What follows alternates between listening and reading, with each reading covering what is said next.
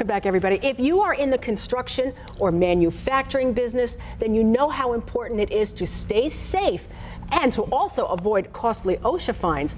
Well, John Caniglio and Gina Caniglio are here from OSEA to talk about how they can help. So good morning. Good morning. Nice to have you here. Thank you for having us. Tell us a little bit about your company, OSEA.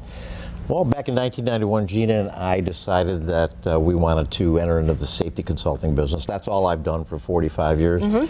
Gina is an educator, so we thought that putting programs together for companies to be proactive in safety and getting into training would be natural for us. And I bet it has been wonderful for companies to be able to come to you as a resource. Yes, it has. John and I are married. We married our skills. We offer our skills to any company out there who needs them, and we strive to do the best we can for them to bring their employees home safe. And what's really fascinating is that you are a consulting firm that literally can become the safety department for companies and or mentor new safety people who are hired. Right, we actually will place safety managers on projects. We do full-time RSPs, we call them, resident safety professionals. We've done those around the world, but heavy in Western New York. We've been on almost every project here. Wow. And do an awful lot of training. And we're now getting into asbestos training, which we'll be talking about. And I do want to talk about that because that is huge. As far as I know, there is a lot of asbestos training that is lacking. And Gina, you know firsthand the problems with asbestos. 50 years ago, 60 years ago, employees did not know the dangers of asbestos. This has touched my life personally. Both my mother and my father have passed away due to exposure to asbestos. My father worked in the shipyard industry. He worked on tanks. He contracted asbestosis. He in turn would come home, give my mother his laundry, his lunch pail. They slept together. They were in the same area of the house.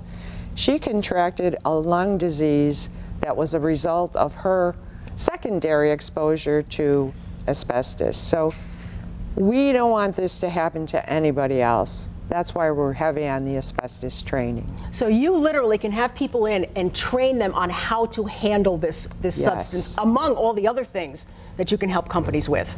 Exactly. People are becoming more and more aware of the hazards of asbestos. I mean, there's no safe level for asbestos. So we've put together a training facility for the adult learner, but the people who will actually be the hands-on abatement people, and making sure that they understand how to do it correctly so they're not exposed, and importantly, that we're not exposing the public to these. We read about these all the time and hear about the news stories of asbestos exposures. This is all to prevent that. And our curriculum was approved by the New York State Department of Health, as was our training facility, and we're looking forward to a good run getting people in there. Yes. So John, individual workers can contact you for these training classes, and also companies who deal with this. Absolutely. Yeah. We can go to our website.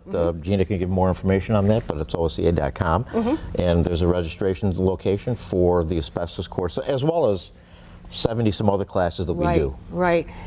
This is wonderful. We want to let everybody know the company is OSEA. They do so much here in Western New York to help manufacturing and construction businesses, but that asbestos training is paramount to keep the workers safe and to keep the public safe. And we still have a lot of it here in Western New York. You know, in Western New York, we have awesome facilities and buildings, and we look at them all the time, and the good thing is we're now renovating and reusing these facilities as opposed to taking them down. With that comes a lot of exposure to possible asbestos, so you need to understand where it is, how to handle it. Yes. Thank you so much for doing what you do. OSEA, we want to thank Gina and John Caniglio for joining us today. Great information. Add a little spicy heat to your meals this season by growing a few hot peppers on the next Melinda's Garden Moment. I'm Melinda Myers.